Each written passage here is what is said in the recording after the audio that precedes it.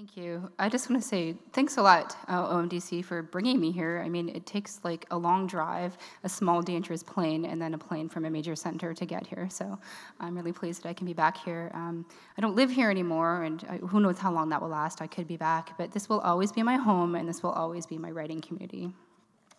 So I'm just going to read an excerpt of a story. This is about a woman who goes on her very first trip. She's taken a plane to Mexico, and she finds out that her mother has had a heart attack. I received the news early in the morning. The sun had already penetrated the Mexico City fog, all bright orange behind long garlands of cloud. You sat up in bed, hand in my hand while I spoke on the phone. My mother's landlord regretfully informed me that her chances of survival were less than 5%. She'd collapsed in a laundromat parking lot. Luckily, someone noticed her body, even though it was late at night.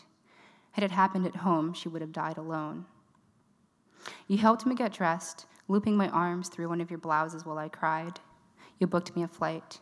You said everything was going to be all right, and you kept your arm around me. We had breakfast on the patio, a hasty affair of weak hot chocolate and cornflakes, before you took me to the airport in a taxi. We'll meet again, you promised me, kissing my face, my neck. We'll be violinists in Spain, lovers on the moon. Come with me, I said. You walked as far as you could, all the way to the security gate, and you kissed me one last time. In Dallas, there wasn't much to see except a man waiting for his children who lived in Miami.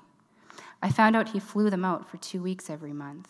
As they came through the gate, 11 and 9 years old, I could see the trauma all over their faces, the custody battle, the confusion. They reluctantly hugged their father, not making eye contact.